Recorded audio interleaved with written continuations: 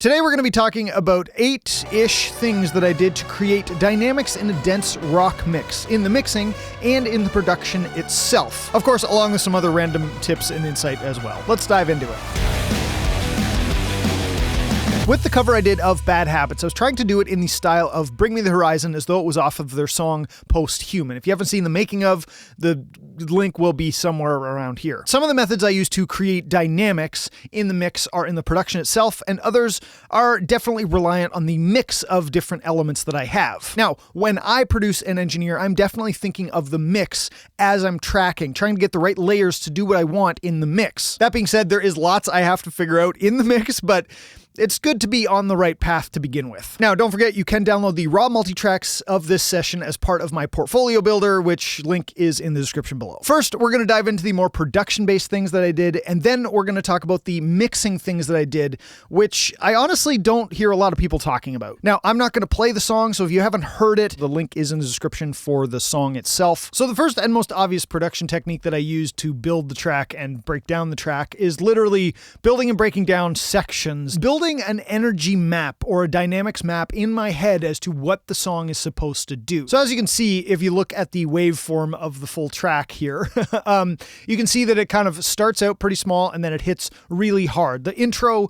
is supposed to be full on. Even within that section though, it actually builds by the parts. The drum part keeps building through the section, and the pitching of the crunchy, stuttery vocal, there's a pitcher on it, and so it slowly pitches to give that energetic building feeling. So it builds in itself through that whole section. Then we come to the verse and everything breaks down. So it's like this filtered, distorted drum sound.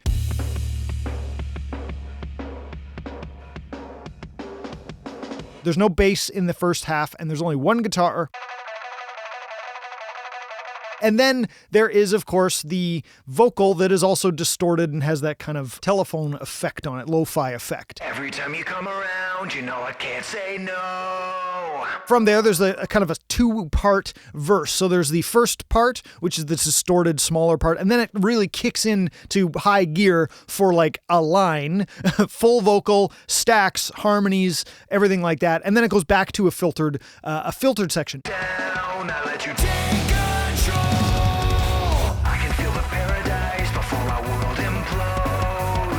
Again, with that energy map, it goes down and then it comes up and then it goes down, but not quite as far. We're going down slightly, pretty far compared to everything else, but not fully down. And then at the end of that, it kind of ramps back up with everything opening up a little more full. You can hear the vocal go from distorted to not distorted with everything else.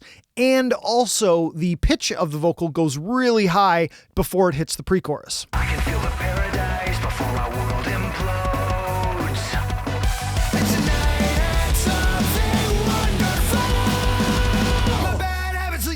Now, one other thing that I did do in the drums themselves to help build these sections and make the kind of the smaller sections versus the bigger sections of the verse more apparent is I actually changed snares in the kind of down sections. I put it on this firecracker snare. The drums are programmed so I can easily do this, and I was using the ANAK kit, which is a kit that I have coming out very soon. Link will be in the description when that's out. A kit that I made alongside Malcolm Cottle. And then one of the things that he has is this firecracker snare kind of off to the side. It is a smaller, kind of higher pitched, less, it doesn't have as much weight to it. We use that to create dynamics between different parts using the snare itself. In those distorted parts, you'll hear the snare changes to the firecracker versus the full snare. So the full snare has, by contrast, more weight and more emphasis on it when it comes in.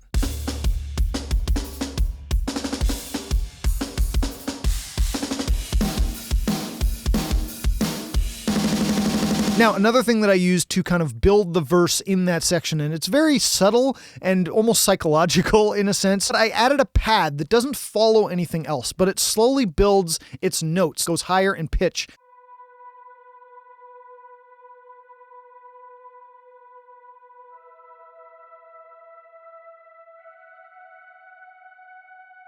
So I used that pad and that underlying kind of harmonic texture over top of the track to subtly feel like it's ramping up and building. Some of the melodies are crafted this way because Ed did them and they're great, and some of them I changed to do this. Up feels like it's lifting you into another section, whereas down doesn't really feel necessarily like it's lifting you into another section. Now, of course, that's not always the case, but it's something to keep in mind. How you're structuring your melodies and how you're structuring the pattern of your melodies really does influence how the dynamics of the mix feels, because it all plays into each other. So going back to that mental dynamics map that I have in my head, as it comes out of the verse, it was going up pretty high with that melody, right? It's going pretty loudly. So I had to think, what is the pre-chorus doing? Is it dropping down? Is it going up? Is it staying somewhat the same, but something has to change? Otherwise, it just feels bland. So what I decided is musically, it's not too far of a drop. It is a slight drop from the verse, but it does need something to kind of give it some impact. So to do that, I chopped everything out right before the pre-chorus so that there is this space. So you hear that as a pretty easy method, and I use this a lot, is stops. Because when you stop, it feels more impactful when things come back. No matter how small, when there's actually like a moment of silence, it makes everything more impactful. So when it comes to building over the course of the pre-chorus, I didn't want it to have to build too much, but it is building slightly. The first half and the second half have slight differences or slight things added to the second half to just slowly build it. The lead synth. At the beginning of it, we have one lead synth.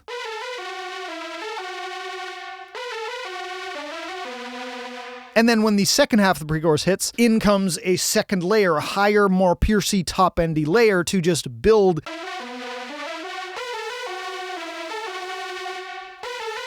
It is subtle, but it works alongside the background vocals. The first half has no background vocals, and the second half has more harmonies slowly being added in. Swearing this will be the last, but it probably won't. I got nothing left to lose, or use, or do. My bad habits lead to wide eyes stare into space, and I know I'll lose control of the things that I say.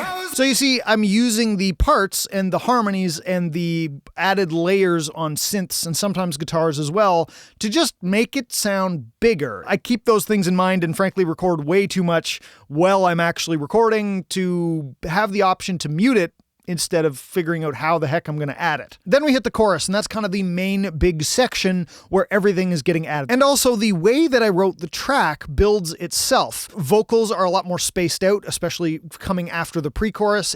There's a lot of words in a small space, and the chorus, I made the kind of longer notes, have it more dragged out. That was not the way that it was written in the original, but I changed the chorus because of the speed of this track. The guitar parts are also half-time strumming, essentially, compared to the pre-chorus, so that just helps give a lift and a release.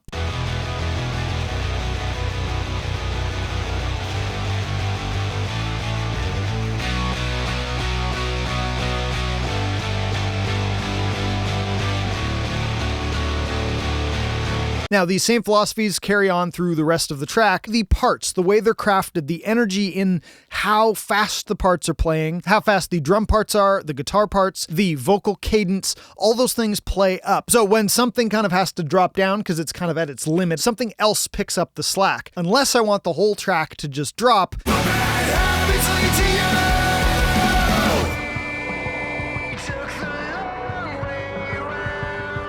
Now, with all the choruses, each of them also builds more than the last one. The first chorus has the least amount of elements, and the last choruses have the most amount of elements. Now, this is a combination of synth layers, extra synth parts, kind of counter melodies that are happening, more or less harmonies, as well as mixed differently. Same with the synths. They're slowly getting louder and more prominent, or certain ones are, to give more ear candy in the latter choruses versus the first chorus. The first chorus still sounds massive compared to what's before it, but by the end, after you've heard these builds and these ramps through the whole track, the end choruses needed that much more to make them sound different and just bigger to end the track off on a good note.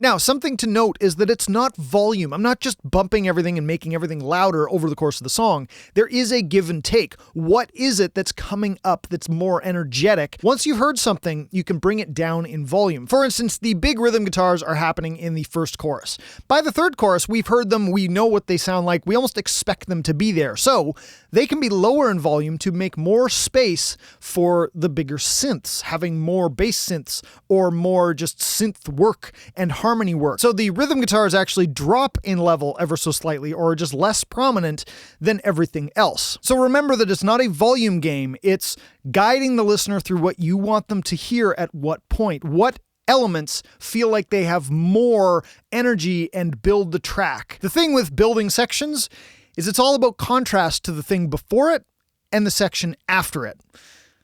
That's the biggest thing to keep in mind. All right, let's talk a little bit more about some very specific mix things that I did. So one of the first and simplest things is I automated the mix bus to go up in the choruses or where I wanted it to hit ever so slightly more. Now, what the mix bus automation is doing is actually hitting the compressors because it's pre all of my mix bus, but that in itself just gives more oomph to the whole thing. Now, it is very slight. We're talking half a dB to a dB, but it just helps kick those sections up a little bit more. Next is to do with the drums, and that is the kick drum low end. Now in this track, there are a couple sections where the kick drum starts out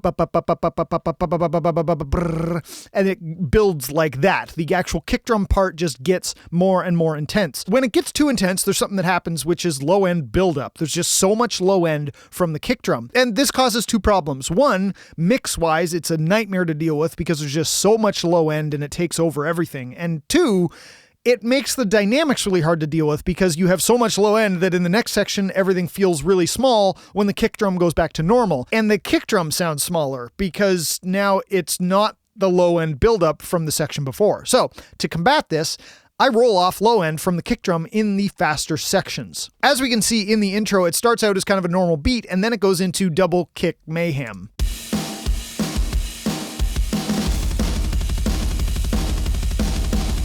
Now, if you listen to that, it doesn't sound like it gets any smaller. But what actually happens is there's a 30 hertz roll off, or 32 to 35. I think this moves somewhere in the track too.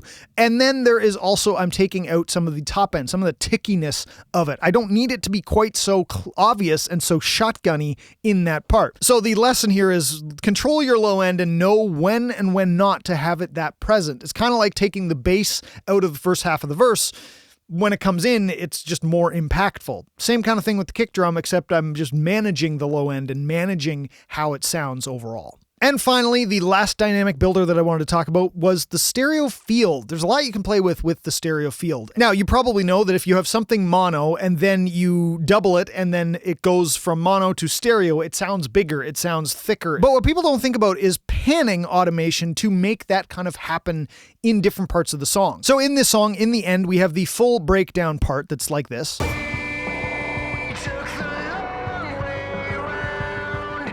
Which once again goes to very filtered, very affected, very spacey. Then it goes into the second part where it's building into that last chorus.